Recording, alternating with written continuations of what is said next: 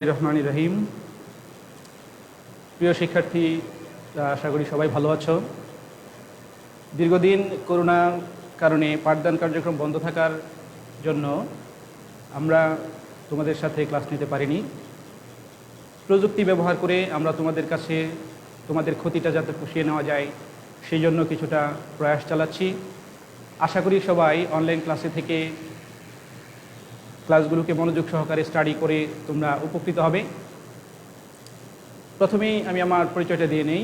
তোমরা যারা দ্বিতীয় বর্ষের অনেকেই আমাকে চিনো বা অনেকেই আমাকে জানো। আমি জাহিদুল হক, লেকচারার এমইএইচ আরিফ কলেজ।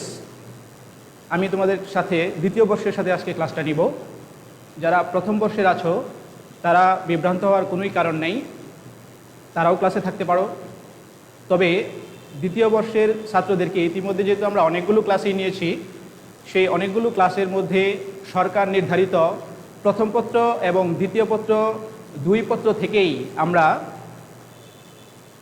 পড়িয়েছি, অর্থাৎ ফিন্যান্স, ব্যাংকিং এবং বিমা। এই বিষয়টার উপর আমি তোমাদের ক্লাস নিব। ফিন্যান্স, ব্যাংকিং এবং বিমার প্রথম পত্রের তৃতীয় অধ্যায় থেকে তোমাদের সাথে কথা বলবো। আশা করি ব্যবসায় শিক্ষার দ্বিতীয় বর্ষের ছাত্ররা তোমরা এই ক্লাসগুলো থেকে ব্যাপকভাবে উপকৃত হবে। কারণ করোনার আগে আমরা যে কয়েকদিন ক্লাস নেওয়ার সুযোগ পেয়েছিলাম, ওই সময় প্রথম পত্র এবং দ্বিতীয় পত্র দুইটা পত্রই আমরা বেশ কিছু অধ্যায় সামনে অগ্রসর হতে পেরেছিলাম। তারই প্রেক্ষিতে তৃতীয় অধ্যায় থেকে আমরা আলোচনা করব। তোমরা সেটা মনোযোগ সহকারে শুনবে এবং আগে যে পড়াগুলো আমরা পড়িয়েছিলাম সেটার সাথে মিলিয়ে নিবে। অর্থাৎ আজকে তৃতীয় অধ্যায় তোমাদের রিভিশন ক্লাস হিসেবে কাজে লাগবে। তাহলে চলো আমরা আমাদের ক্লাসটা শুরু করি। দ্বাদশ শ্রেণীর শিক্ষার্থীরা, ফিন্যান্স বইটির প্রথম পত্রের তৃতীয় অধ্যায় কি নাম ছিল তোমাদের কি মনে আছে? আশা করি অনেকেই মনে রেখেছ। তৃতীয় অধ্যায়ের নাম ছিল অর্থের সময় মূল্য বা টাইম ভ্যালু অফ মানি। এই অধ্যায়টা থেকে আমরা ক্লাসে ব্যাপকভাবে বিস্তারিত থিওরিটিক্যাল বিষয়গুলো আলোচনা করেছি। এখন থিওরিটিক্যাল বিষয়গুলো আমি এতটুকু আলোচনা করব যতটুকু না করলেই নয়। অঙ্ক বিষয়গুলো আমরা একটু বেশি দেখার চেষ্টা করব। টাইম ভ্যালু অফ মানি বা অর্থের সময় মূল্য তৃতীয় অধ্যায়টি অতীবই গুরুত্বপূর্ণ। তার কারণ হচ্ছে বোর্ডে এই অধ্যায় থেকে প্রতি বছর প্রায় দুটি করে সৃজনশীল প্রশ্ন এসে থাকে। দুটি করে সৃজনশীল প্রশ্ন মানে কি? তুমি এই একটা অধ্যায় যদি ভালোভাবে ক্যাপচার করতে পারো সেক্ষেত্রে তুমি 20 নম্বর 10 10 20 নম্বর, অর্থাৎ একটা অধ্যায় থেকে 20 নম্বরের আনসার তুমি কিন্তু পেয়ে যাও। তো সেই ক্ষেত্রে আমরা বুঝতেই পারতেছি তৃতীয় অধ্যায়টা কতটুকু গুরুত্বপূর্ণ। তো তৃতীয় অধ্যায়ের নাম যেহেতু অর্থের সময় মূল্য বা টাইম ভ্যালু অফ মানি, আমরা একটু স্মরণ করে নিই টাইম ভ্যালু অফ মানি কাকে বলে। অর্থাৎ সময় পরিবর্তনের সাথে সাথে অর্থের মূল্যমানের যে পরিবর্তন হয় তাকেই অর্থের সময় মূল্য বলে।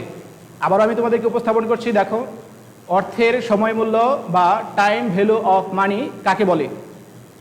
সময় পরিবর্তনের সাথে সাথে অর্থের মূল্যের যে পরিবর্তন হয় তাকেই অর্থের সময় মূল্য বলা হয়। আচ্ছা, এই অধ্যায়ের অঙ্কগুলো করার জন্য আমরা বেশ কিছু সূত্র ক্লাসের মধ্যে দেখেছিলাম। আজকেও সেই সূত্রগুলো ব্ল্যাকবোর্ডে ফলো করব। তবে এই অধ্যায় যেহেতু দুটি সৃজনশীল থাকে, অধ্যায়টা বড়, অনেকগুলো সূত্র এখানে সন্নিবেশিত আছে। আমরা সবগুলো সূত্র পারলেও বা সবগুলো সূত্র আমরা স্টাডি করলেও বোর্ডে যেই সূত্রগুলো ভিত্তিক প্রশ্ন বেশি এসে থাকে সেগুলোই আমরা হয়তো বেশি তোমাদেরকে দেখানোর চেষ্টা করব, যাতে বোর্ডের পরীক্ষায় নম্বরগুলো বেশি ওঠে। চলো দেখি এই অধ্যায়ের গুরুত্বপূর্ণ সূত্রগুলো কি আছে, আমরা ব্ল্যাকবোর্ডে একটু ফলো করি।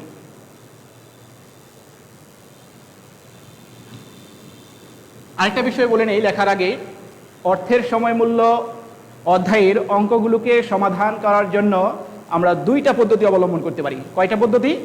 আমরা দুইটা পদ্ধতি অবলম্বন করতে পারি। এর মধ্যে একটি হচ্ছে পিভি, আরেকটি হচ্ছে এফবি। আমার যারা দ্বিতীয় বর্ষের ফিন্যান্সের ছাত্র তারা পিবি এবং এফবি এই শব্দগুলোর মিনিং জানার কথা। তারপরে আমি আবার স্মরণ করে দিচ্ছি, পিভি মিনস প্রেজেন্ট ভ্যালু বা বর্তমান মূল্য, আর এফবি হচ্ছে ফিউচার ভ্যালু বা ভবিষ্যৎ মূল্য। অর্থাৎ বর্তমান মূল্য এবং ভবিষ্যৎ মূল্য এই দুটোকে ভিত্তি করেই কিন্তু আমরা তৃতীয় অধ্যায়ের যে অঙ্কগুলো আছে সেগুলোকে সমাধান করতে পারি। চলো বর্তমান মূল্য এবং ভবিষ্যৎ মূল্যের যে সূত্রগুলো আছে সেগুলো আমরা একটু ব্ল্যাকবোর্ডে রিভিশন দিয়ে নিই।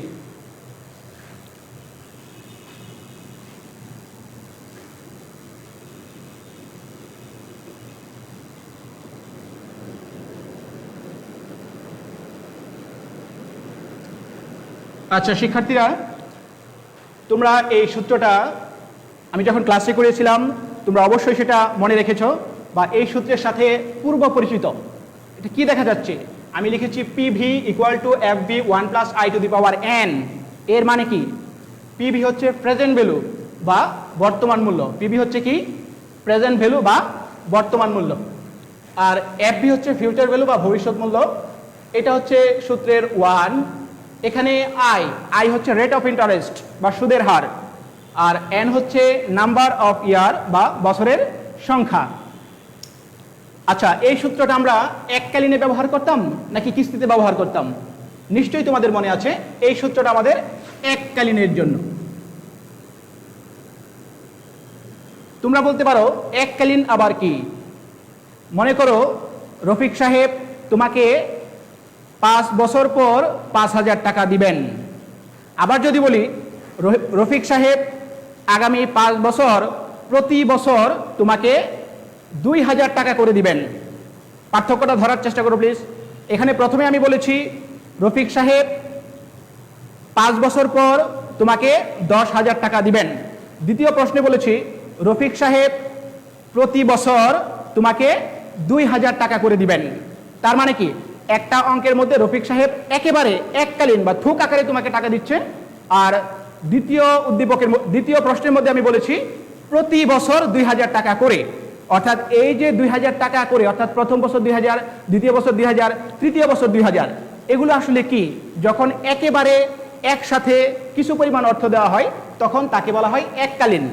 আর এককালীনের বর্তমান মূল্য বের করার সূত্র হচ্ছে PV equal to F B 1 plus I to the power N. আমার দ্বিতীয় বর্ষের ছাত্র যারা আছো তারা এই বিষয়গুলোর সাথে পরিচিত, কারণ আমি এটা রিভিশন ক্লাস নিচ্ছি। এখানে তৃতীয় অধ্যায় থেকে ষষ্ঠ অধ্যায় পর্যন্ত আমরা ইতিমধ্যে ক্লাসে শেষ করেছিলাম। সেই অধ্যায়গুলো খুব দ্রুত রিভিশন দিয়ে আমরা নতুন কোনো চ্যাপ্টার শুরু করব। তাহলে চলো, পিবির যেহেতু এককালীন আছে, অবশ্যই এফবি বা ফিউচার ভ্যালু তারও এককালীন থাকার কথা। তাহলে এফবির এককালীনের সূত্রটা আমরা কি পাই? FV equal to PV 1 plus I to the power N. কি দেখতে পাচ্ছ এখানে? এককালীন পিবির সূত্র equal to FB 1 plus I to the power N এবং এফভি। আচ্ছা, এফবির মিনিং কি তোমাদের মনে আছে? নিশ্চয়ই মনে থাকার কথা। এফবি হচ্ছে ফিউচার ভ্যালু বা ভবিষ্যৎ মূল্য। এফবি মানে কি? ফিউচার ভ্যালু বা ভবিষ্যৎ মূল্য, যার সূত্র FB equal to PV 1 plus I to the power N. এই সূত্রের ভিতরের অন্তর্ভুক্ত বিষয়গুলো যদি আমরা একটু ব্যাখ্যা করতে চাই, সেক্ষেত্রে কি দেখতে পাই? FV future value, PV present value, আর এটা হচ্ছে 1 প্লাস আই হচ্ছে রেট অফ ইন্টারেস্ট। আই মানে কি? রেট অফ ইন্টারেস্ট বা সুদের হার। এন হচ্ছে নাম্বার অফ ইয়ার। তাহলে খেয়াল করো, প্রেজেন্ট ভ্যালুর যে সূত্র এবং ফিউচার ভ্যালুর যে সূত্র, এই সূত্রের মধ্যে ভিতরের কাঠামোগত কোনো পরিবর্তন নাই। অর্থাৎ এখানেও আই আছে, এন আছে, এখানেও আই আছে, এন আছে। অর্থাৎ মিলের কিছু বিষয় আছে। দুই সূত্রের জন্য ভিন্ন ভিন্ন তোমাকে মাথা ঘামানোর প্রয়োজন পড়বে না। আচ্ছা, এই দুইটা সূত্র আমরা এককালীনের শিখলাম, অর্থাৎ পিবির এককালীন, এফবির এককালীনের সূত্র। এবার চলে আসো, তোমাকে একটা উদাহরণ দিয়েছিলাম যে রফিক সাহেব আগামী 5 বছর প্রতি বছর তোমাকে 5,000 টাকা করে দিবে, বা এটা টাকার পরিমাণটা যে কোনো রকমের হতে পারে। রফিক সাহেব আগামী 5 বছর প্রতি বছর তোমাকে 5,000 টাকা করে দিবে। আসলে এটা কি কিস্তি বোঝা যাচ্ছে নাকি এককালীন বোঝা যাচ্ছে? এটা কিস্তি বোঝা যাচ্ছে, কারণ প্রথম বছরও 5,000, দ্বিতীয় বছরও 5,000, তৃতীয় বছর, এভাবে চতুর্থ পঞ্চম বছর প্রত্যেক বছর দিবে। আর প্রত্যেক বছর যখন দেওয়া হয় সেটাই কিস্তি বা অ্যানুইটি। ঠিক আছে? এখন চলো বর্তমান মূল্যের বা প্রেজেন্ট ভ্যালুর আমাদের কিস্তির যে সূত্রটা আছে সেই সূত্রটার সাথে আমরা একটু ঝালাই করে নেই। পিভি কিস্তির সূত্র A into third bracket 1 minus 1 plus I to the power N by I. অর্থাৎ কোনো অঙ্কের মধ্যে যদি অর্থের আন্তঃপ্রবাহ সমান হয় এবং অর্থটা কোনো কারণে সমান আন্তঃপ্রবাহ হবে এবং অর্থটা এককালীন না, ভেঙে ভেঙে প্রতি বছর নির্দিষ্ট পরিমাণ অর্থটা আসবে, সেক্ষেত্রে আমরা পিবির এই সূত্রটা ব্যবহার করব। তোমাদেরকে আরেকটা বিষয় আমি ক্লাসে বলেছিলাম, তোমাদের সেটা মনে থাকার কথা, লেজের কথা বলেছিলাম। এটা যারা অন্যরা ক্লাস শুনবে তারা হয়তো বিষয়টা বুঝতে পারবে না, কিন্তু যারা দ্বিতীয় বর্ষের আমার ছাত্র ছিলে তারা বলতে পারবে যে আমি এখানে কেন লেজ বলেছিলাম। লেজ বলেছিলাম এখানে ইন্টু 1 প্লাস আই, এর মানে কি? কখন এই লেজটা হবে বা কখন ইন্টু 1 প্লাস আই হবে আর কখন ইন্টু 1 প্লাস আই সূত্রের সাথে আমরা জুড়ে দিব না, কখন এই বিষয়টা লাগাবো কখন লাগাবো না। যখন কিস্তির টাকা প্রতি বছর এর শেষে শেষে প্রদান করা হবে তখন আমরা এখানে কোনো বিষয় যোগ করব না সূত্রের পিছনে। আচ্ছা, আমি এর আগে একটা উদাহরণ দিয়ে নেই। তুমি ব্যাংক থেকে ঋণ নিলে, ঋণের কিস্তির টাকা ইচ্ছা করলে জানুয়ারি মাসে 1 তারিখে পরিশোধ করতে পারো অথবা জানুয়ারি মাসের এই 31 তারিখে তুমি পরিশোধ করতে পারো, তাই নয় কি? আশা করি বুঝতে পারছো ব্যাপারটা। অর্থাৎ আমরা কিস্তির টাকাটা ইচ্ছা করলে বছরের শুরুতে বা মাসের শুরুতে, আবার ইচ্ছা করলে বছরের শেষে বা মাসের শেষে শেষেও কিস্তির টাকাটা পরিশোধ করতে পারি। এখন কথা হচ্ছে আমাদের অর্থের সময় মূল্য বা টাইম ভ্যালু অফ মানিতে তুমি যখন বর্তমান মূল্য নির্ণয় করবে, এই বর্তমান মূল্য নির্ণয় করার সময় যদি কোনো কারণে প্রশ্নে উল্লেখ থাকে কিস্তির টাকা বা ঋণের টাকা মাসের শুরুতে বা বছরের শুরুতে থাকবে, শুরুতে থাকলে তখন এখানে ইন্টু 1 প্লাস আই এই বাড়তি বিষয়টা কি করতে হবে? যোগ করতে হবে। আর যদি কোনো কারণে প্রশ্নের মধ্যে কিস্তির টাকা বছরের শুরুতে নাকি শেষে দেওয়া হলো কোনো কিছুই বলা নাই, সেই ক্ষেত্রে ওই অঙ্কটাকে বছরের শেষে ধরে তোমাকে সমাধানে আসতে হবে। এখন কথা হচ্ছে এই যে সূত্রটা লিখলাম এটা কি বছরের লেজ ছাড়া, আমি যেটা যারা দ্বিতীয় বর্ষে তারা বিষয়টা বুঝতে পারবে, আমি ইন্টু 1 প্লাস আই এটাকে লেজ বলতাম যাতে তোমাদের মনে থাকা সহজ হয়। যদি তাহলে পিবির সমাধান করতে হয় এবং কোনো কারণে কিস্তির টাকা শুরুতে হয় সেক্ষেত্রে 1 প্লাস আই যোগ করতে হবে।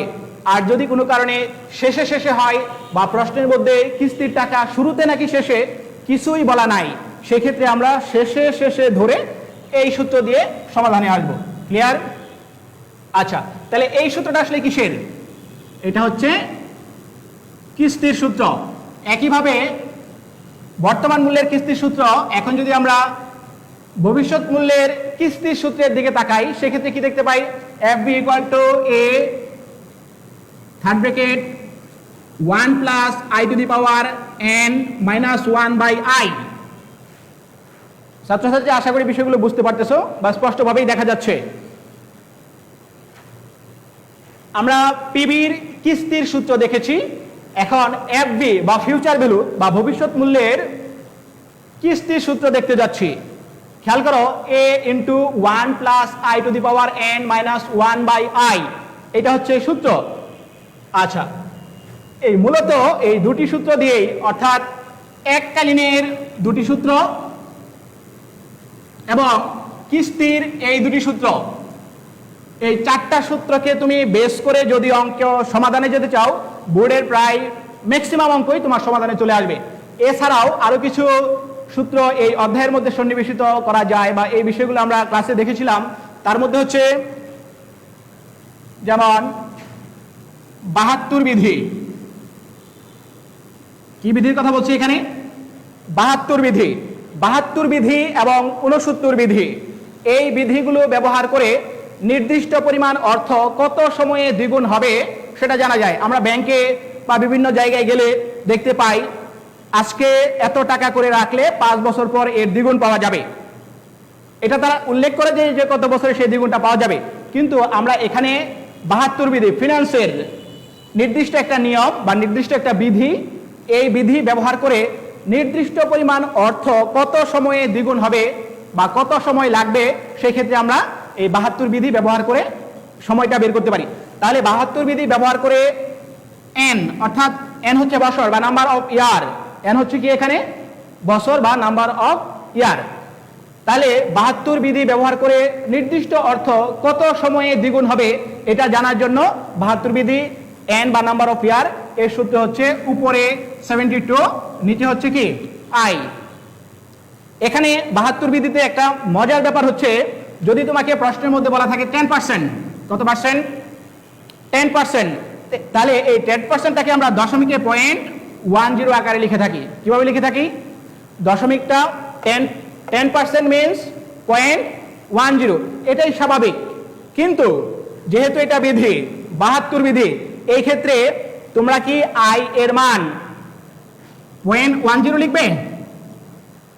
না, সেটা লেখা যাবে না। যদি এখানে 72 বিধি ব্যবহার করে n এর মান নির্ণয় করতে হয় এবং n এর মানের সূত্র যেহেতু উপরে 72 নিচে i এর মান, মনে করো সুদের হার 10% দেওয়া আছে। কয় পার্সেন্ট দেওয়া আছে? মনে করো সুদের হার 10% দেওয়া আছে।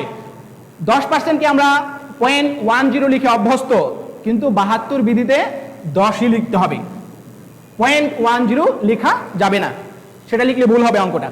আচ্ছা, যাই হোক, 72 বিধি ব্যবহার করে আমরা বছর নির্ণয় করতে পারি। একইভাবে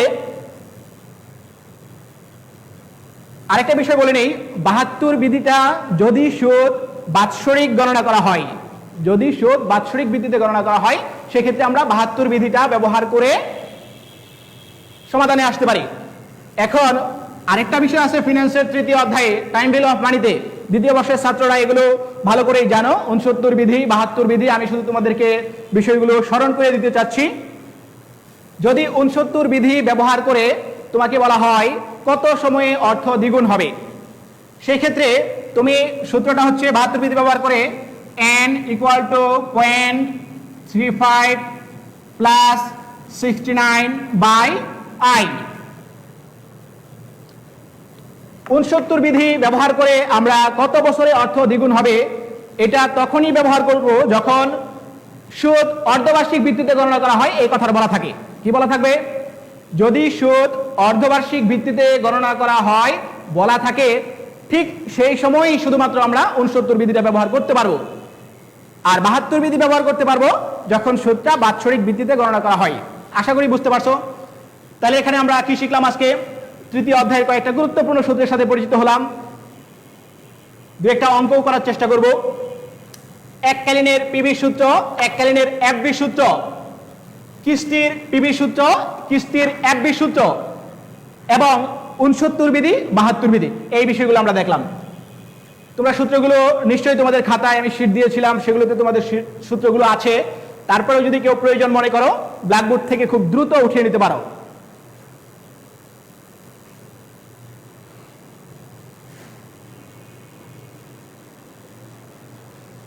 আচ্ছা, যাই হোক, আশা করি সূত্রগুলো তোমরা মনে রাখতে পারবে। এখন চলো এই সূত্রগুলো ব্যবহার করে আমরা কি ধরনের অঙ্ক করা যায় ছোট একটা অঙ্ক করে ফেলি।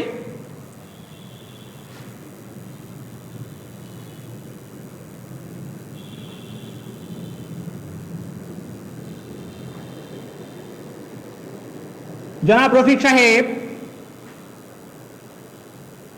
5 বছর পর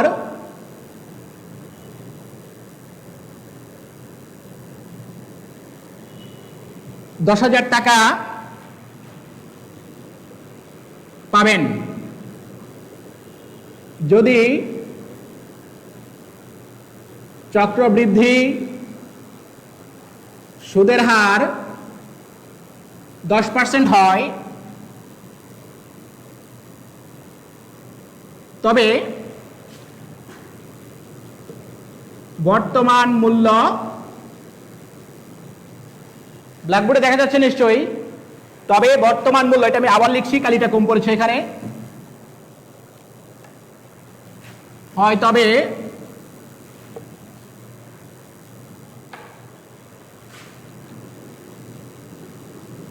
বর্তমান মূল্য কত হবে।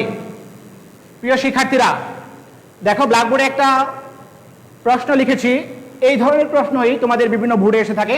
প্রশ্নটা কি আছে ব্ল্যাকবোর্ডে? জনাব রফিক সাহেব 5 বছর পর $10,000 টাকা পাবেন যদি চক্রবৃদ্ধি সুদের হার 10% হয়, তবে বর্তমান মূল্য কত হবে কি নির্ণয় করার জন্য বলতেছে, এখানে বর্তমান মূল্য নির্ণয় করার জন্য বলছে। তাহলে বর্তমান মূল্য নির্ণয় করার জন্য আমরা দেখে আসছিলাম এককালীন এবং কিস্তি দুই রকমের সূত্র আছে। এই উদ্দীপক থেকে বা এই প্রশ্ন থেকে আমরা এককালীনের সূত্র ব্যবহার করে অঙ্ক করব, সমাধানে যাব, নাকি এখানে কিস্তির যে সূত্রটা আমরা লিখেছিলাম সেটা ব্যবহার করে যাব।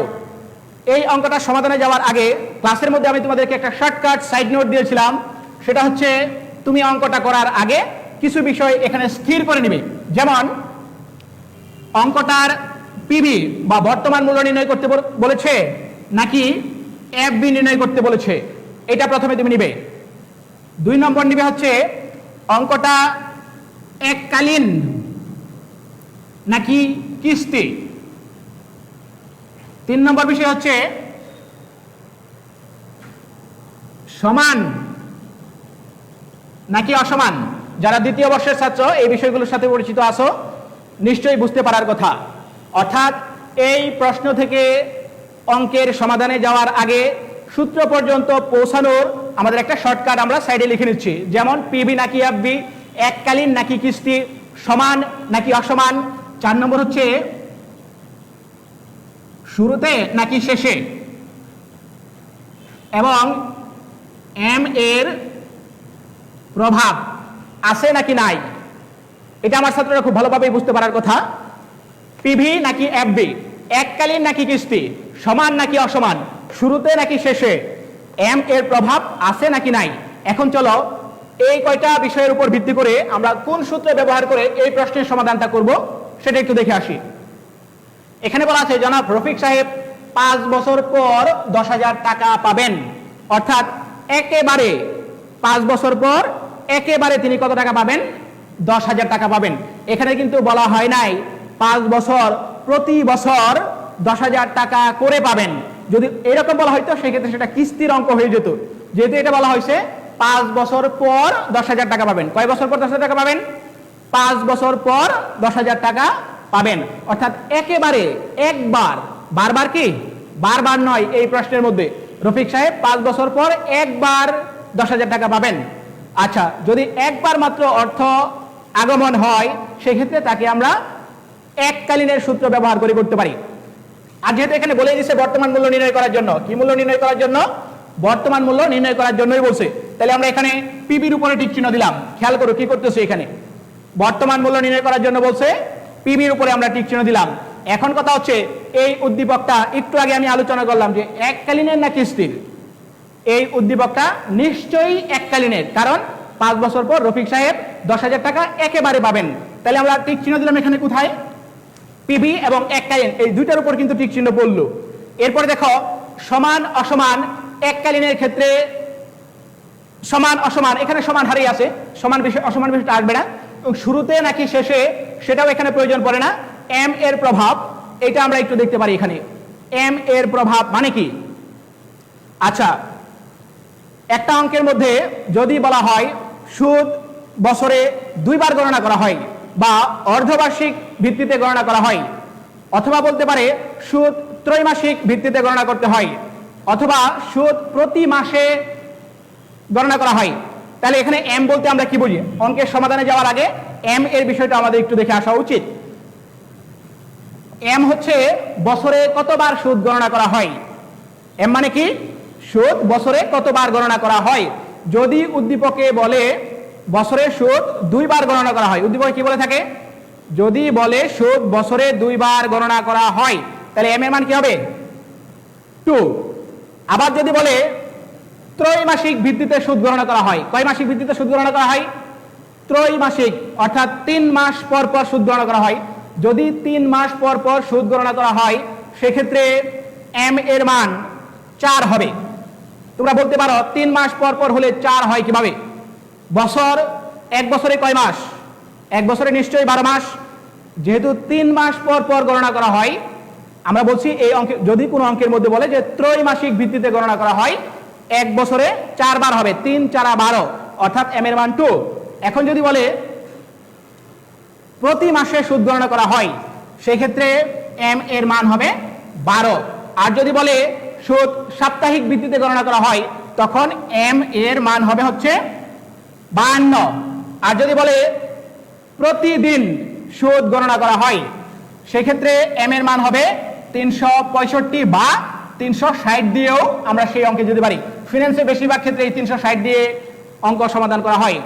আচ্ছা, যাই হোক, এখানে এম এর প্রভাবটা আমরা দেখানোর চেষ্টা করতেছিলাম। তাহলে আমাকে বলো, এই অঙ্কের মধ্যে সুদ বছরে একাধিকবার গণনা করা হবে এরকমের কোনো কথা কি বলা আছে? নিশ্চয়ই না। এরকমের কোনো কথা যে সুদ, শুধু বলা আছে যে যদি চক্রবৃদ্ধি সুদের হার 10% হয়, যদি চক্রবৃদ্ধি সুদের হার কয় পার্সেন্ট হয়? 10% হয়। এখানে কিন্তু চক্রবৃদ্ধি সুদ ত্রৈমাসিক ভিত্তিতে, অর্ধবার্ষিক ভিত্তিতে গণনা করা হবে এরকমের কোনো কথা বলা নাই। তার মানে এখানে এমও নাই। এখন দেখো, আমাদের এই সাইড নোটের কয়টা বিষয়ের উপর টিক চিহ্ন বললো। এই বিষয়টা ধরে যদি আমরা সূত্র লিখি তাহলে কিন্তু আমাদের সূত্রে ভুল হবে না, আমাদের অঙ্কটা নির্ভুল হবে। তাহলে আমরা কিভাবে করতে পারি? প্রথমে দেখো, পিবি লিখি। লিখলাম পিবি। পিবির এককালীনের সূত্রে ঠিক পড়ছে নাকি কিস্তির উপরে ঠিক পড়ছে? যেহেতু পিবির এককালীনের উপরে টিক চিহ্ন পড়ছে এই উদ্দীপক অনুযায়ী, সেই ক্ষেত্রে পিবির বা প্রেজেন্ট ভ্যালুর বা বর্তমান মূল্যের এককালীনের কি সূত্র সেটা আমরা একটু আগেই ব্ল্যাকবোর্ডে দেখেছি, তোমরাও আগে থেকে জানো নিশ্চয়ই। পিভির এককালীনের সূত্র PV equal to FB 1 plus I to the power N. এটা হচ্ছে আমাদের এই সূত্র। এখন তুমি যদি এই সাইড নোটটা নিয়ে সূত্রে আসো, ভুল হওয়ার আশঙ্কা কম থাকবে, ভুলটা হবেই না। আচ্ছা, যাই হোক, এখন এই উদ্দীপক থেকে সমাধান করি। এফবি মানে ফিউচার ভ্যালু, ভবিষ্যতে সে পাবে কয় টাকা? 10,000 টাকা। এখানে যেহেতু সূত্রটা ইংরেজিতে লিখেছি, আমরা সংখ্যাগুলো ইংরেজিতে লেখার চেষ্টা করি। 1 প্লাস আই, আই মানে রেট অফ ইন্টারেস্ট, আই মানে কি? রেট অফ ইন্টারেস্ট বা সুদের হার। এই অঙ্কের মধ্যে সুদের হার কয় পার্সেন্ট দেওয়া আছে? 10%, 0.10। এবং এন বা নাম্বার অফ ইয়ার, এই অঙ্কের মধ্যে নাম্বার অফ ইয়ার দেওয়া আছে 5 বছর। কয় বছর দেওয়া আছে? 5 বছর। তাহলে আমরা এখানে যদি 5 লিখে ফেলি, এই অঙ্কের ক্যালকুলেশনে যাই,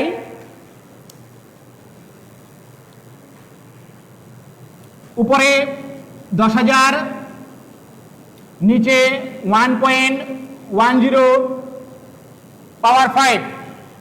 ঠিক আছে, এই ক্যালকুলেশনটা আমরা আশা করি যারা দ্বিতীয় বর্ষে আছো তোমরা করে নিতে পারবে। একইভাবে এই উদ্দীপক ব্যবহার করেই, খেয়াল করো, এই উদ্দীপক ব্যবহার করেই আমরা বিকল্প বা একটু বর্ধিত, যদি উদ্দীপকটাকে অল্প একটু বর্ধিত করি সেক্ষেত্রে কি করা যায়? মনে করো সুদ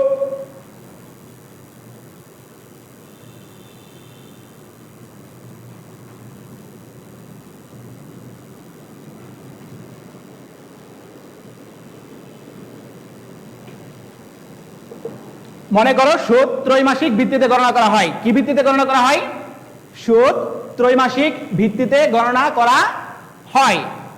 তার মানে এখন এই প্রশ্নের সাথে যদি আমরা সুদ ত্রৈমাসিক ভিত্তিতে গণনা করা হয় এই অংশটা জুড়ে দেই, জুড়ে দিলে এখানকার যে বিষয়টা আছে, পিভিটাও ঠিক থাকবেই, এককালীনটাও ঠিক থাকবেই, এবং এম এর প্রভাব এই উদ্দীপকে কিন্তু যুক্ত হয়েছে। এম এর প্রভাব যুক্ত হওয়ার কারণে সূত্রটা একটু ভিন্ন হয়ে যাবে। যেমন PV equal two FV 1 plus I ভাগ এম, এবং এন এর সাথে এম গুণ হবে। খেয়াল করো, সুদ ত্রৈমাসিক ভিত্তিতে গণনা করা হয়। যদি সুদ বছরে একাধিকবার গণনা করা হয় সেক্ষেত্রে এম এর প্রভাবটা চলে আসে। তাহলে এম এর প্রভাব কোথায় কোথায়? সেই এমটা প্রভাব ফেলে, এম প্রভাব ফেলে হচ্ছে আই কে এম দ্বারা ভাগ করতে হয় এবং এন কে এম দ্বারা গুণ করতে হয়। এটা শুধুমাত্র এই বর্তমান মূল্যের এককালীনের সূত্রের জন্য প্রযোজ্য না, সব ক্ষেত্রেই এফবি বলো, বর্তমান মূল্যের কিস্তি, ভবিষ্যৎ মূল্যের কিস্তি, যে কোনো অঙ্কের ক্ষেত্রে যদি সুদ ত্রৈমাসিক ভিত্তিতে গণনা বা সুদ একাধিকবার, বছরে একাধিকবার গণনা করা বোঝায়, সেই ক্ষেত্রে তোমাকে এই এম এর প্রভাবটা অবশ্যই দেখাতে হবে। বুঝতে পারছো কি? আচ্ছা, যাই হোক, তাহলে এম এর প্রভাবটা যদি এখানে আমরা দেখাতে চাই সেক্ষেত্রে আমি একটু উপর থেকে মুছে ফেলি।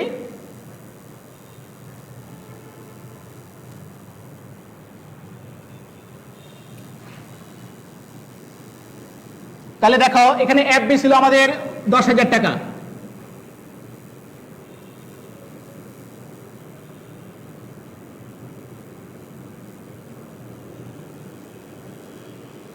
এফবি ছিল 10,000 টাকা।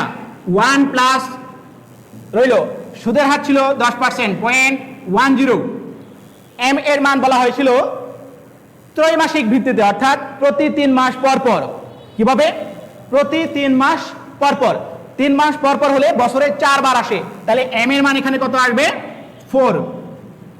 এরপর দেখো এন বছর ছিল 5 ইন্টু এমটাও যেহেতু গুণ হবে, এম এর মান যেহেতু এন এর সাথে গুণ হয়, এন ছিল 5 ইন্টু এম, এখানে 4 হবে। আশা করি এগুলো ক্যালকুলেশন তোমরা করে নিতে পারবে।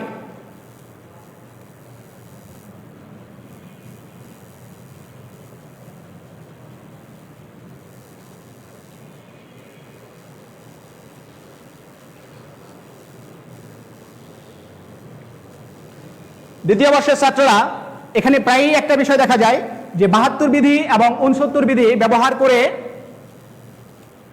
খ নম্বরে, অর্থাৎ ক নম্বর হচ্ছে জ্ঞানমূলক, খ নম্বর হচ্ছে অনুধাবনমূলক, এই 69 বিধি বা 72 বিধিগুলো